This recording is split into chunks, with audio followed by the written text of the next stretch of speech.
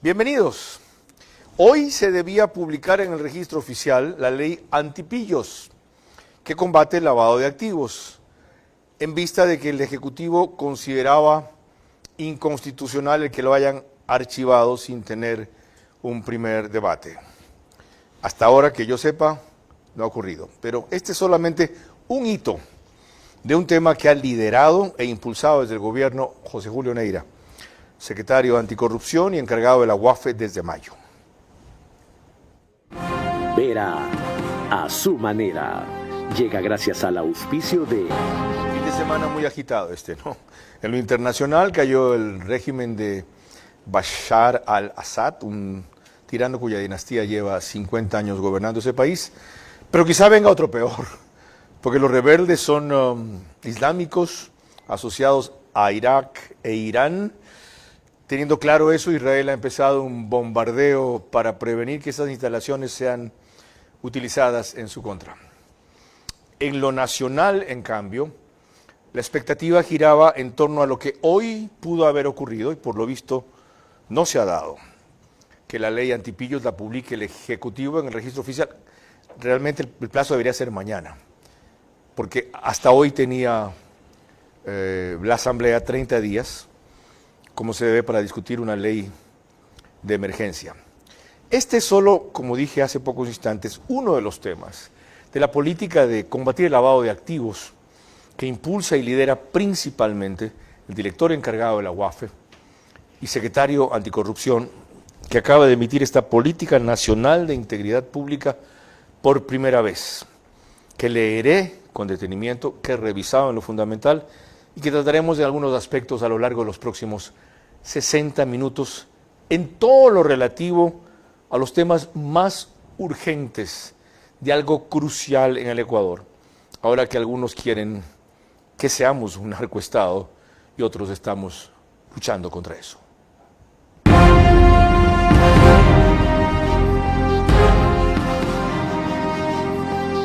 Este es Vera a su manera.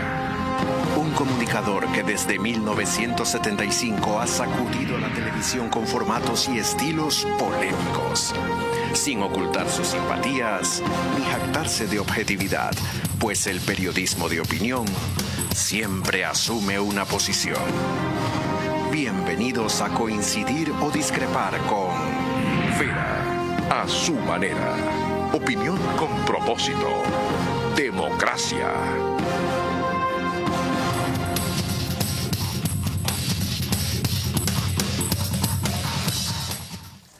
Es la tercera vez que comparece este funcionario en este programa, la quinta entrevista que tenemos, aparte de dos que sostuvimos en radio. Él fue nombrado secretario de Anticorrupción el 8 de enero y tiene un background, una formación de lo más idónea para la misión que le han encargado. Licenciatura en Ciencias Internacionales de la Universidad de Rollins, Estados Unidos. Experto en control de crímenes financieros. 14 años de experiencia en la industria de servicios financieros. Lo demás lo han conocido ustedes por sus actuaciones, por cierto, muy polémicas y extensamente vituperadas.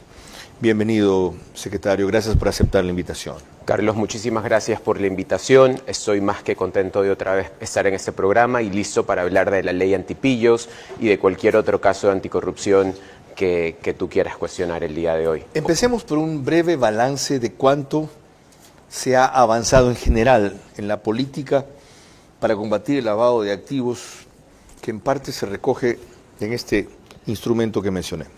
Eso es lo más importante y es uno de los logros que yo me siento muy orgulloso, no solo del trabajo las horas de trabajo que hemos invertido, pero también de todo el trabajo técnico que ha hecho mi equipo. Esta política de integridad pública que es a nivel nacional aplicada ya, implementada desde septiembre en todos los ministerios y empresas públicas.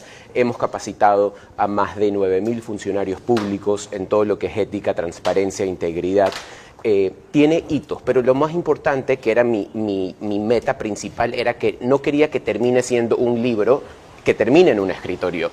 Tiene puntos de acción indicadores de riesgo que los ministerios están implementando y nosotros monitoreamos mes a mes. Ok, por lo menos ya sabemos que hay una hoja de ruta, como se dice ahora, para llegar a un norte que siempre estuvo claro. Hay que exigirlo, hay que divulgarlo, hay que conocerlo.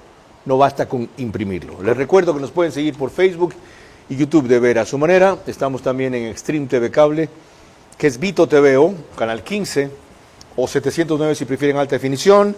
DirecTV, el canal 194, corresponde a Manavisión, canal 9 en Manabí. RTU se integra mañana, los domingos no puede estar. En radio, 101.3 FM, Radio Centro, en audio y en imagen para sus plataformas digitales. Candela con K, 89.3 FM en Portoviejo para todo Manabí. La Bonita del centro del país, Riobamba, también 89.3 FM para Chimborazo, Cotopaxi y Tungurahua. Y en Quito, 101.7 FM, Radio Sucesos, líder en información en la capital de la República. Para tener contexto, veamos el siguiente reportaje, es Patricio Díaz, de Coavisa, sobre el tema de la ley antipillos. Vamos. El Parlamento negó y archivó en primer debate la ley para el combate del lavado de activos. Este jueves, esa decisión fue publicada en el registro oficial, a pesar de la oposición del oficialismo. Y según el legislativo, con ello, no hay forma de revertirla. El Ejecutivo asegura que no se puede archivar una ley económica urgente en primer debate. Y el ministro de Gobierno, Javier de la Gasca, no descarta que esa norma entre en vigencia por Ministerio de la Ley. Esto ocurre cuando la Asamblea no se ha pronunciado en 30 días. Bajo esa lectura, el plazo se cumple el 8 de diciembre. El secretario de la Asamblea, por el contrario, dice que eso sería ilegal. Sería un acto de facto, un acto dictatorial y además un delito, porque estaría simulando y usurpando funciones que no tiene. ¿Cómo se podría enviar a publicar una ley que ha sido expresamente negada y archivada por el Pleno de la Asamblea Nacional? El proyecto proponía un incremento en el impuesto a la compra y venta de vehículos de más de $50,000, fortalecimiento de la UAFE y convertir a los clubes deportivos en sociedades anónimas, entre otros temas.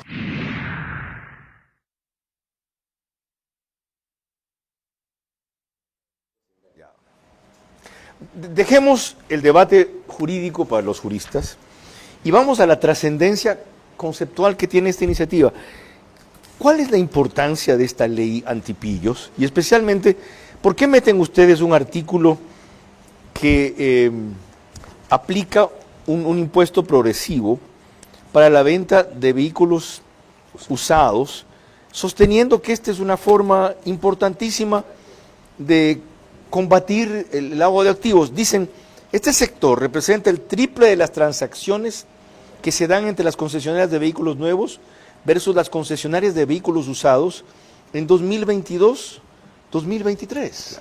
Carlos, para este punto ¿por qué la ley antipillos es tan importante para el gobierno que está tratando de combatir el crimen organizado y por qué no la apoya la Asamblea?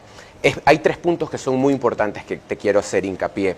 El primero es la medida cautelar preventiva que está alineada a la recomendación 4 del GAFI, es decir, la mayoría de las UAFES a nivel global tienen esta medida preventiva cautelar porque es una recomendación global. ¿Qué hace esto? Permite el congelamiento de fondos cuando existe la sospecha de lavado de activos, que lo que nosotros estábamos tratando de aplicar es que es una medida cautelar administrativa que se da a un juez. Hay un proceso de legalidad los fondos? A los que están cometiendo el lavado de activos. Es decir, en este caso, al que tiene el patio de ventas de vehículos usados. O sea, sería todos los sujetos obligados que tenemos registrado en el país. De buena o de mala fe, y el que lo vende. O sea, en realidad si tenemos un reporte de operaciones sospechosa, para fortalecer a la UAFE queremos tener medidas cautelares preventivas para evitar que el dinero salga de las cuentas. Esa sería la consecuencia principal. De eso se ha hablado poco. A ver, en todas mis intervenciones que yo he tenido en medios, que he ido a más de 15 entrevistas, es la primera contigo sobre la ley de antipillos, yo lo he mencionado que ese es el eje principal y te explico el por qué para nosotros es tan importante. Correcto. Desde el 2017 en el Ecuador existen 7 casos de lavado de activos donde la UAFE ha sido el acusador particular. De estos 7 casos con condenas, ya están las condenas, ya están ejecutoriadas. Hay 173 millones de dólares que que están incluidos como partes de las sentencias en esos 7 casos. $0 han sido puestos en la caja fiscal por esos casos. ¿Por qué? Porque al momento que la sentencia... No se congelaron los recursos cuando Correcto. comenzó el juicio. Entonces, los que lavaron activos removieron todos esos fondos durante la investigación y durante el proceso judicial porque no existe esa medida cautelar preventiva. Me decía usted que hay 3 razones, me dio la primera. ¿Cuáles son las otras 2? La segunda, que es muy importante, que en la evaluación nacional de riesgos hay 3 razones principales por las cuales se está lavando activos: narcotráfico, minería ilegal, y la tercera es el uso de la venta de carros usados para lavar dinero. Ese entra como tercera Como razón. Tercera, correcto. ¿Por ¿Qué qué? evaluación nacional de riesgo que hace quién? Hace la UAFE en conjunto de organizaciones internacionales, siguiendo la metodología del Banco Mundial. Ya, esta tercera como causa por el monto de transacciones. Correcto. Por el uso indebido de ese proceso. Ya. Causa No es ese tanto, riesgo. Ok, no es tanto por la plata que se mueve, sino, ya, Es por el abuso ok. de el traspaso del dominio de un carro usado. El dato que cité es correcto. El triple de transacciones que se dan entre los concesionarios de vehículos nuevos versus los concesionarios de vehículos usados. Correcto. Y uno de los triple. El triple. Y uno de los puntos también que eso es muy importante, que todo el mundo ha salido a atacar esta ley por la tasa que se creó que es progresiva hasta el 5%, pero una de las razones también es cuando tú vas a un concesionario, la esposa de un servidor público, de una persona expuesta políticamente, los concesionarios de autos no están haciendo la debida diligencia de la esposa de esta persona y están comprando carros en efectivo. Y eso también es un riesgo de lavado de ¿Cuál activos. debería ser la debida diligencia en ese caso? Determinar la procedencia de los fondos que se están utilizando para la compra de ese carro, si están utilizando el efectivo. No, pues porque son patios de vehículos concesionados, no son concesionarios legítimos.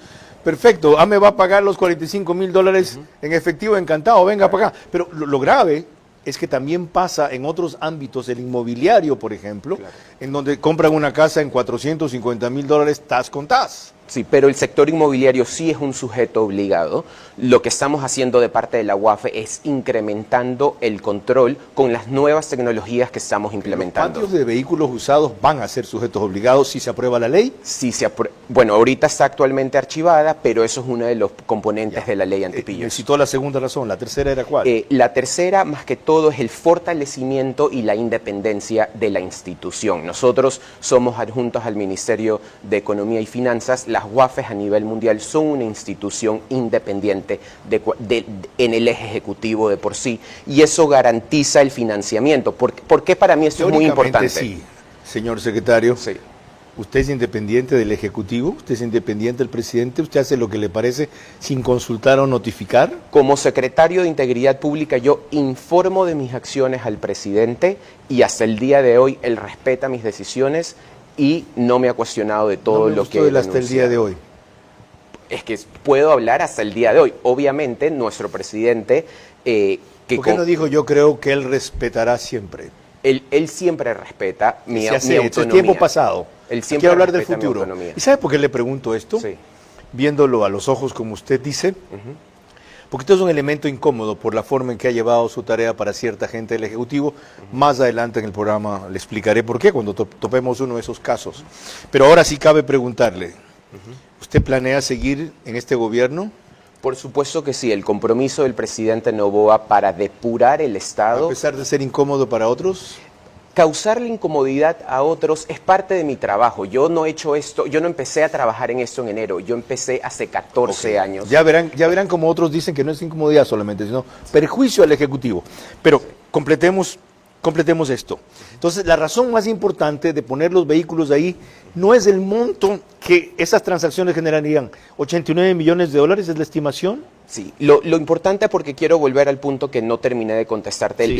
lo importante de la independencia de la UAFE. En gobiernos anteriores, cuando nos volvieron un narcoestado, diluyeron a la UAFE en unidades complementarias, le bajaron el presupuesto. Hoy día el presupuesto de la UAFE solo me alcanza para cubrir sueldos, no me alcanza ni ¿Cuánto es el presupuesto de la UAFE? 1.8 millones al año. ¿Me está hablando en serio? Correcto. ¿No se lo han incrementado? En este momento, bueno, estamos en un presupuesto que es modificado, pero estamos dependiendo de la ayuda internacional del Banco de O sea, ¿sí Internacional le dieron más de recursos Desarrollo. para este año? No, para el 2025 contamos con el apoyo debido a que el análisis que nosotros hacemos ayuda a la seguridad nacional ¿El BID va a darle recursos adicionales? para transformar la tecnología de la ¿Por qué institución. monto? Estamos en negociación todavía, pero es entre 5 y 7 millones. Ok. Sí. Pedro, ya que él entró en este tema de la independencia de la UAFE, ¿sabes qué? Pongamos ahorita lo que teníamos previsto de este sujeto Jácome para el último bloque. Yo no pensaba que iba a ir por ahí el secretario Neira.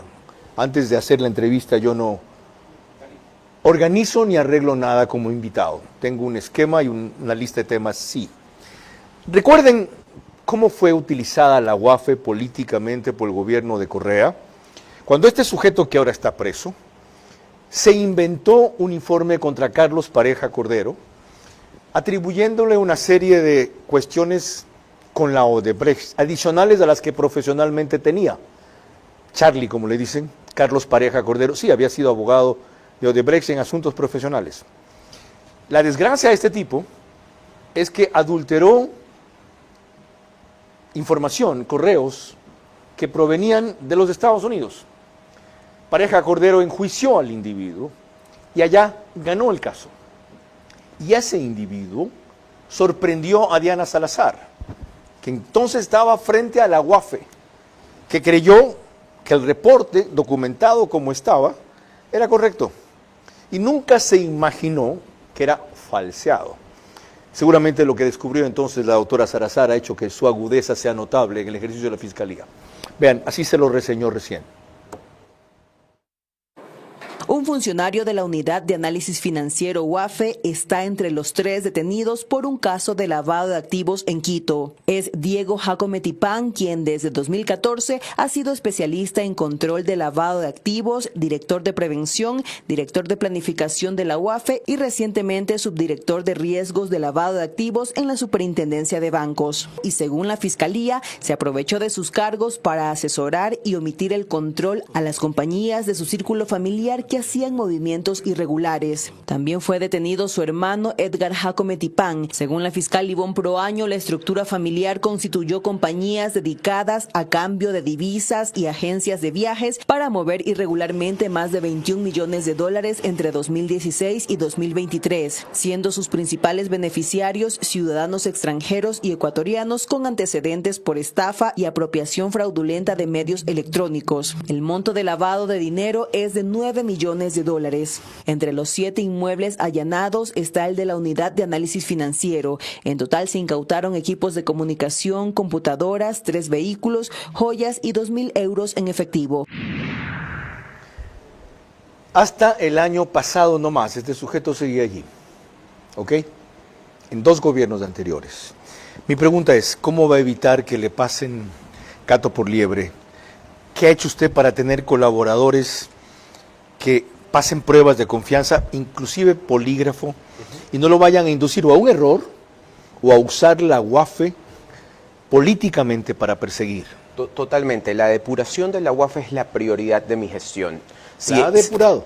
Correcto, totalmente. Creo que todavía me falta un poco más de trabajo, pero te quiero hablar de 3 cosas importantes que he logrado en los últimos meses en la UAFE. La primera es un control de un examen especial a todos los empleados de la UAFE en patrimonio. Eso es algo que se está trabajando en conjunto con Fiscalía, porque si esto se hubiera hecho en el pasado, hubiéramos identificado al ex empleado de la UAFE que el Ministerio de Trabajo, vía sumario administrativo, le terminó el contrato permanente que tenía con la institución. Bien. Entonces puedo decir que es ex empleado. ¿La segunda? La segunda es, hacemos pruebas de confianza a todos los niveles, a todos los empleados, no importa el nivel, 2 veces al año. ¿Al más alto nivel incluyen polígrafo?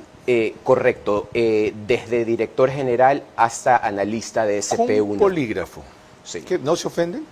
¿Por qué me voy a ofender? Lo he hecho por 14 años. Ellos no se ofenden. No, si se ofenden es parte del contrato de trabajo. Ya. ¿Y la tercera? Y la tercera, estamos haciendo controles de tecnología que no se hacían antes a nivel de la información. Es decir, comparamos los reportes de operaciones sospechosas que recibimos de los sujetos obligados, el core de la data versus lo que tenemos en los sistemas de los pisos de análisis. Hacemos el cruce de información. Mi mayor ejercicio en el gobierno del Nuevo Ecuador es cruzar información. Por eso es que le causo incomodidad a mucha gente, porque ese es mi fuerte. Okay. Si algo quiero dejar como legado en este gobierno es el cruce de información a cualquier nivel institucional y jerarquía. Le hago notar que me sigue hablando en lenguaje de despedida. No me estoy despidiendo para si nada. Algo más quiero dejar como legado, si el periodo no se acaba todavía. No, pero, o sea, pero algo que trabajo ¿Usted no a cree que diario. van a ser reelegidos? No, yo creo totalmente en la agenda del presidente y en ¿Cree su... que y en van su a ser estrategia. reelegidos? Totalmente y en primera vuelta. Ok, ¿cuándo? Tampoco. ¿Cuándo volvamos? José Julio Neira y lo que dijo aquí en una ocasión anterior. $7,000 millones. Sí, en criptomonedas se lavan en el país. ¿Cómo? ¿Y qué se ha hecho respecto a eso? Combatir el lavado de activos es un proceso antes que una medida. La UAFE debe marcar el camino, pero no recorrerlo sola. Y de poco servirá sin atacar las causas. Pobreza y falta de valores. Negocio lucrativo de la droga y falta de controles. Estamos hablando de lavado de activos y UAFE. El invitado es José Julio Neira, secretario nacional anticorrupción y encargado de la UAFE desde mayo. Les recuerdo que el reprise del programa es por OnePlus, canal 14, el mismo número en las 3 cableras que lo reproducen.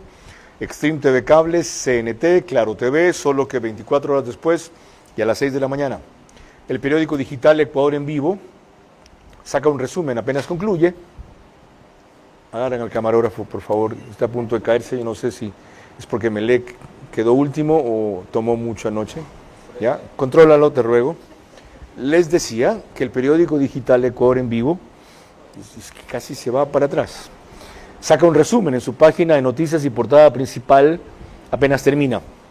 Para quienes me preguntan de qué es esta escarapela, corresponde a la campaña Sin donantes no hay trasplantes, impulsada por la cirujana cardiovascular doctora Mónica Gilbert, en el afán de que pueda realizar más de las 36 trasplantes de corazón que ya ha hecho en 3 años en el país. No lo olviden.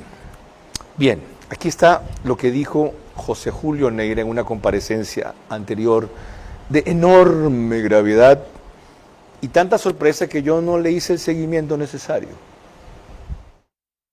Del junio 2022 a julio del 2023, en Ecuador se recibieron $7,000 millones por el uso de la criptomoneda. Y aquí no hay una entidad de control o de supervisión que se haga cargo de todo ese riesgo que ese dinero representa. ¿Y para qué está sirviendo este dinero? Para financiar el crimen organizado, para cometer actos que son previos a el lavado de activos y para otra realidad que es muy penosa, que es para la pornografía infantil y que están usando a nuestros niños para cometer esos actos. Dígame otra vez el monto y el periodo, por favor. $7,000 millones han sido receptados en el Ecuador en criptodivisas de junio del 2022 a julio del 2023. Hay un cajero de criptodivisas en Cuenca donde la gente puedes cambiar tu criptomoneda, te dan efectivo y no hay trazabilidad, no hay registro. Cajero de criptodivisas. ¿Y de una institución financiera regular? No, es una institución extranjera.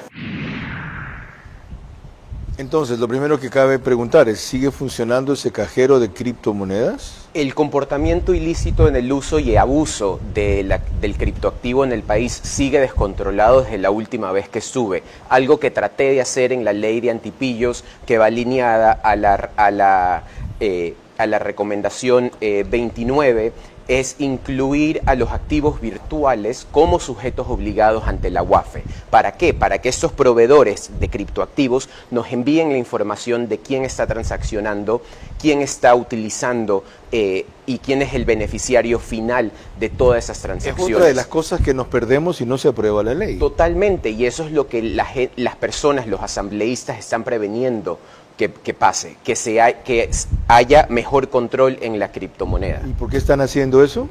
Eso es algo que las bancadas que están en contra de la ley antipillos han tenido el poder antes. El problema que yo tengo con ellos es que ellos tuvieron la oportunidad en el viejo Ecuador de fortalecer la institución. Ahora que el presidente Noboa tiene la valentía de fortalecerla, ellos están en contra. ¿Por qué? Porque las economías ilícitas van a ser fuertemente golpeadas con los que estamos tratando de introducir Lo cual en la ley significa que las antipillos. protegen o simpatizan con las economías ilícitas por lo menos. Totalmente. Si O las desconocen, no conocen esto. Si no toman creen acciones, porque esta ley no la dejaron pasar al segundo debate, a la segunda mesa técnica, la archivaron luego de la primera mesa técnica. ¿Eso qué te quiere decir? Que el apetito para luchar el lavado de activos en este país de las bancadas que votaron a favor de ser archivada es de seguir siendo alcahuetas de toda esta economía ilícita. No debería sorprender porque yo he dicho siempre que el brazo político aliado al crimen organizado es el correísmo que está en la Asamblea. Ahora, hay quienes piensan, como Jaime Cucalón, de la Asociación Ecuatoriana Automotriz, que la calentura no está en las sábanas, que no es con ese artículo de esa ley que se tiene que atacar el lavado de activos en la venta o transacción de vehículos, sino poniendo atención, por ejemplo, a 220 municipios que tienen competencia de tránsito. A varios de ellos, y entregó la lista y los mencionó, uno que recuerdo haber leído es Juján, otro que recuerdo haber leído es Naranjal, en donde hay más vehículos matriculados que habitantes en ese cantón. Ve un resumen de su presentación recién en mi programa de radio El Día a la Noche por Radio Centro.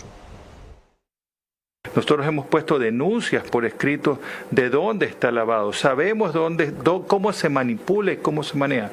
Hay 220 municipios del país que matriculan carros y no hay un eficiente sistema en la ANT para que haya un control por parte de la ANT sobre lo que ocurre en estos 220 municipios, de los cuales hay municipios pequeños, sobre todo de la provincia del Guayas y de la provincia del Pichincha, donde se cambian de propietarios sin que tú sepas, donde se levantan prendas de vehículos, donde se quitan registros mercantiles, donde se borran matrículas, se borran citaciones, o sea, se hacen horrores, están las denuncias puestas.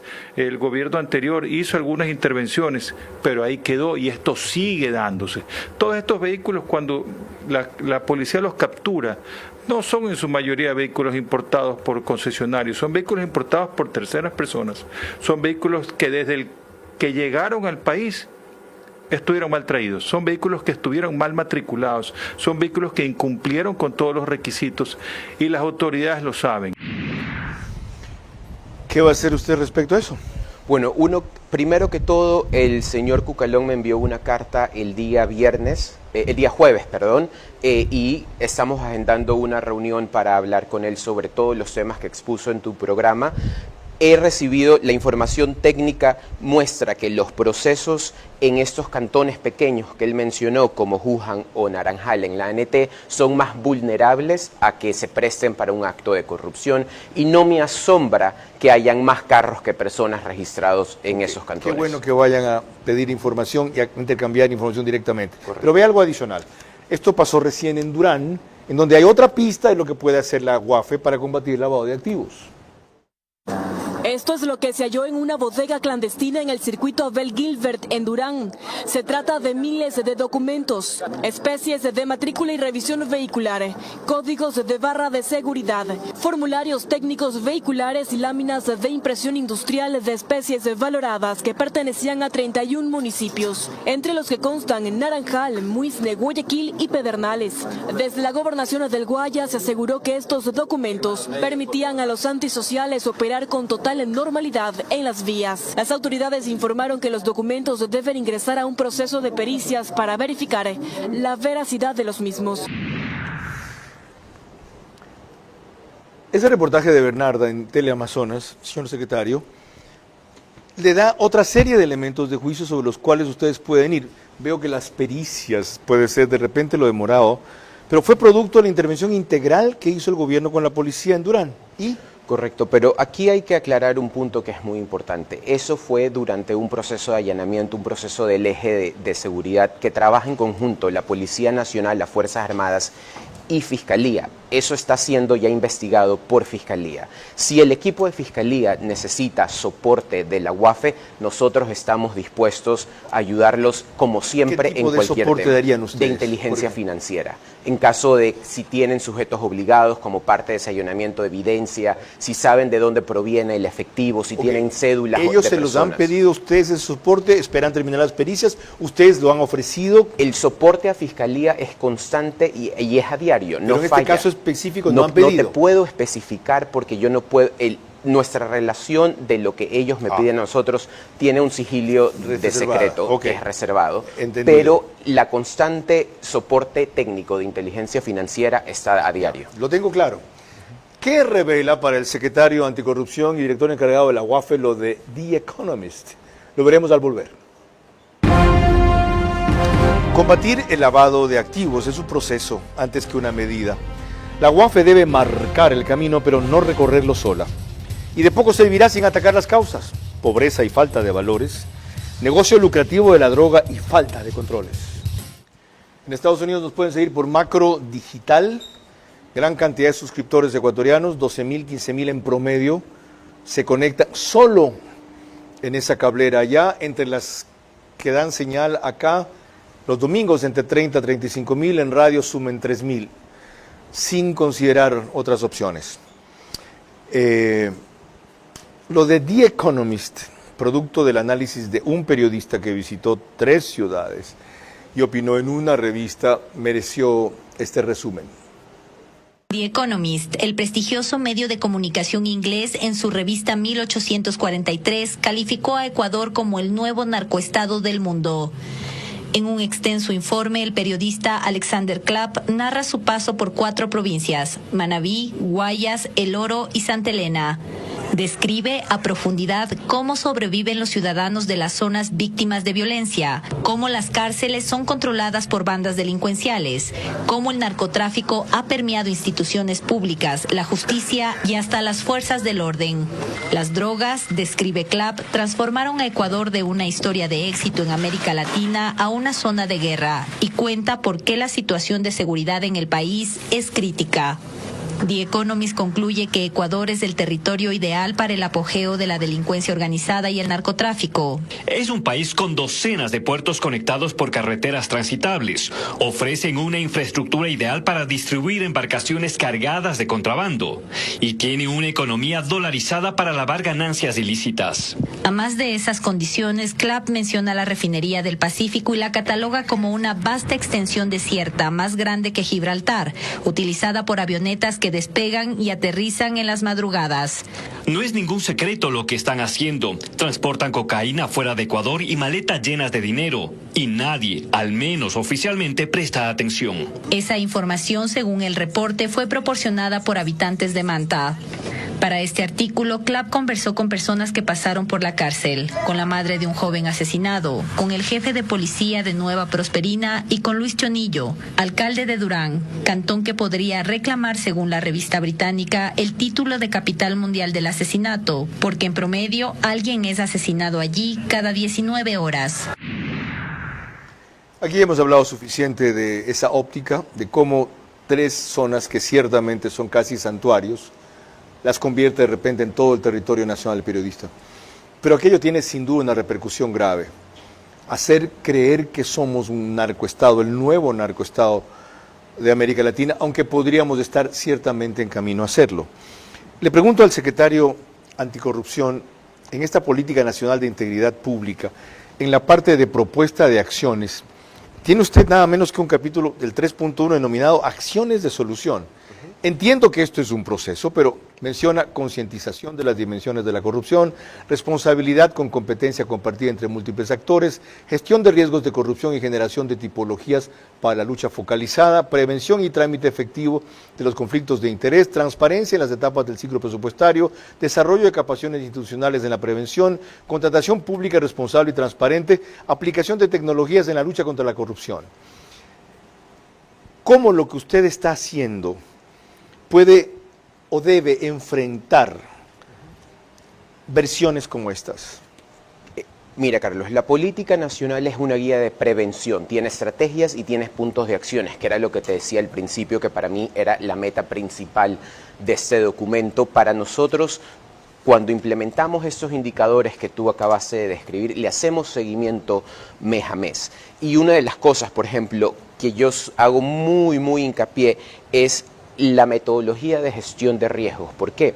Porque esta metodología se enfoca en los procesos que son utilizados por servidores públicos, por los que quieren contratar con el Estado, por un ciudadano a pie, que están vulnerables a cometer un acto de corrupción. ¿Y eso qué permite detectar o permite impedir? ¿Qué? Detecta los nudos críticos que tiene el proceso y nosotros damos recomendaciones y punto de acción a la máxima autoridad de cada ministerio o de empresa pública para que lo actualice y nosotros le hacemos seguimiento para actualizar ese proceso. Es decir, fortalecemos la institucionalidad de cada empresa pública y de cada ministerio optimizando los procesos y en un futuro muy cercano tenemos que introducir tecnología porque tenemos que estar arriba del 80% para el 2030. Para esto es vital que usted o quien lo suceda dé continuidad a eso. Es la tercera vez que me haces la broma de que suceda. No es broma, porque yo veo en su lenguaje se van a poner muy contentos en Guayaquil. Algunos con ese comentario. Van a hacer fiesta. Espero que te inviten a esa fiesta. Y ya vamos a ir a eso. Es importante que usted o quien lo suceda le den continuidad a esto, primera cosa. Esa política nacional está codificada en la Secretaría y es un mapa que hay que seguir, sea Segundo, quien que sea, tenga lo que está procurándose fondos para eso. Y tercero, que sea público y evidente el apoyo político que recibe. ¿Por qué lo digo? Porque según Jenny Andrade, esto es un proceso, el que usted acaba de esbozar, que puede tomar hasta 20 años. Ella es una especialista en lavado de activos, escúchenla. Necesitamos un saneamiento, sí, necesitamos un saneamiento. Y esto va a ser no en el corto plazo. Tal vez estoy hablando hasta incluso generacional, en 20 años. Porque no es fácil limitar, no es fácil purgar, no es fácil terminar de una vez por todas con este cáncer de la corrupción. Existe una denuncia de que hay una persona, un funcionario de la UAFE, que les está cobrando $100 a los funcionarios que quieren calificarse como oficial de cumplimiento. ¿Por qué les cobra estos $100? Porque él ya sabe las preguntas de los test, de los cursos y los exámenes que hacen en línea. Él contesta con el número de cédula y con los datos de la persona que quiere calificarse como tal, hace el test, emite el certificado y le envía el certificado. ¿A qué niveles hemos llegado? Por eso es la respuesta de lo que está pasando en el Ecuador por cualquier lado, por cualquier sector económico. El crimen organizado está ya enquistado por todas estas facilidades que como país les estamos dando. Esto lo dijo julio 17 de este año Jenny Andrade a Radio Democracia. ¿Se enteró usted de eso? ¿Le denunciaron eso? ¿Se resolvió eso?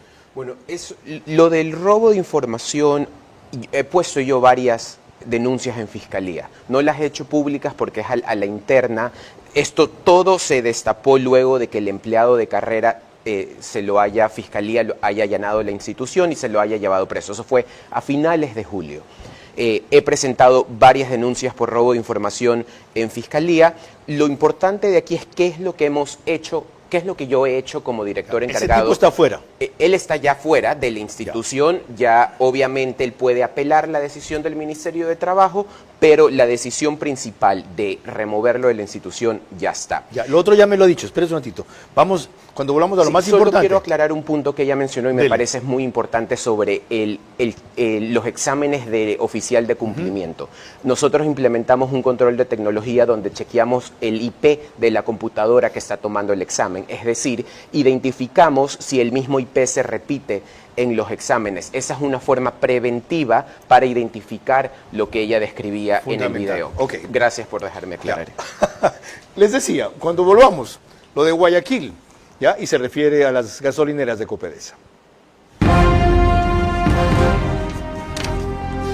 Combatir el lavado de activos es un proceso antes que una medida. La UAFE debe marcar el camino, pero no recorrerlo sola. Y de poco servirá sin atacar las causas: pobreza y falta de valores, negocio lucrativo de la droga y falta de controles. Les recuerdo que emitimos desde los estudios del canal 24/7, que en Extreme TV Cable es canal 3, en Claro TV es 9, en DiviNet es 12 y en Data As TV es 09. Dale con el 09 yo, ok. 1 de 4 acerté. Miren, aquí está el tema que quería tratar para cerrar con el secretario anticorrupción.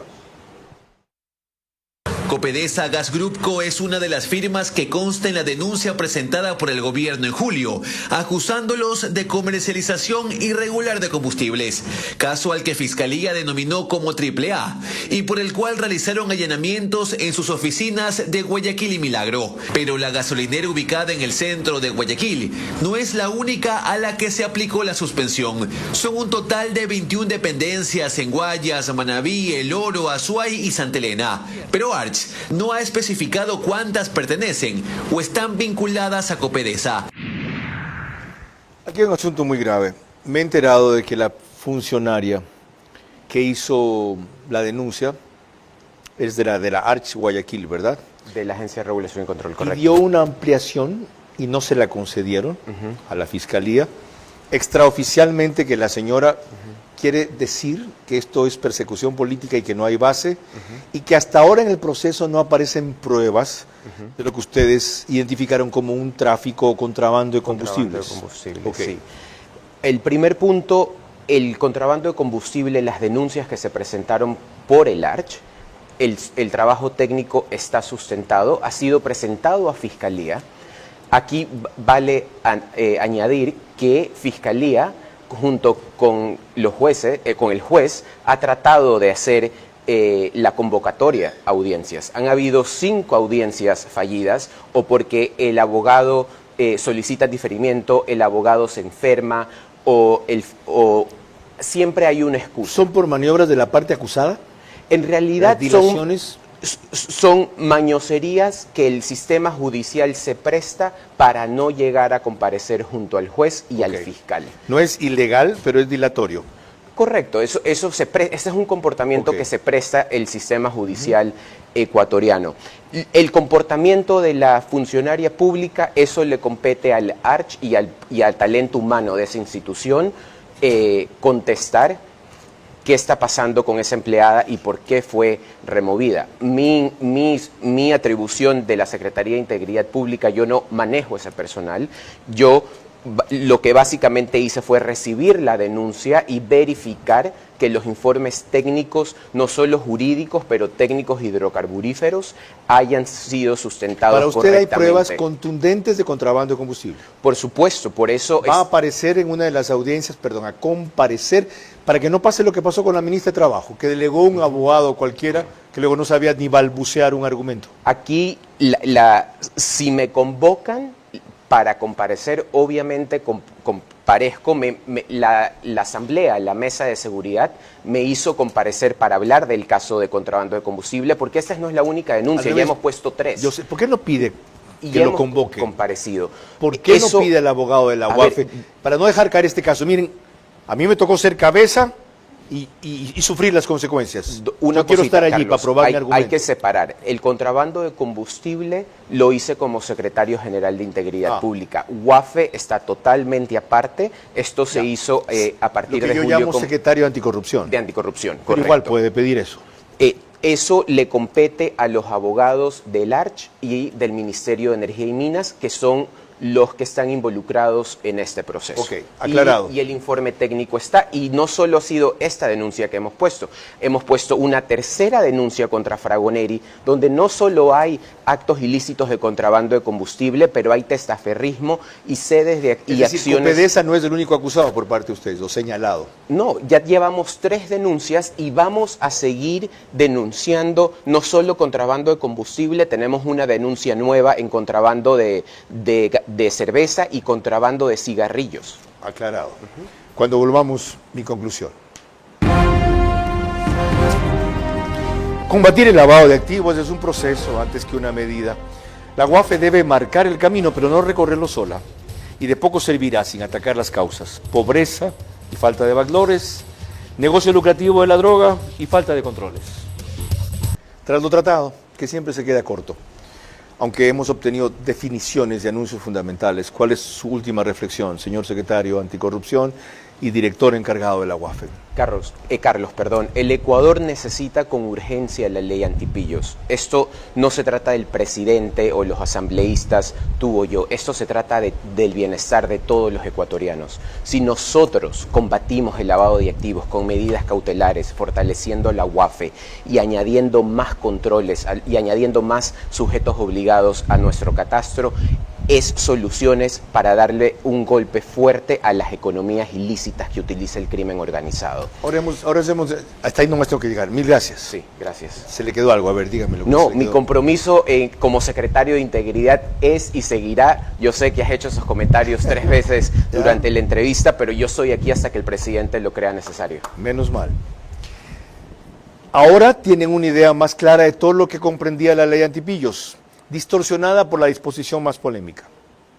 Ojalá la Asamblea reconsidere a partir de mañana el tratamiento de este instrumento anticorrupción, que se puede pulir, pero no se debe archivar. So pena de ser lo que ha sido hasta ahora la mayoría correísta.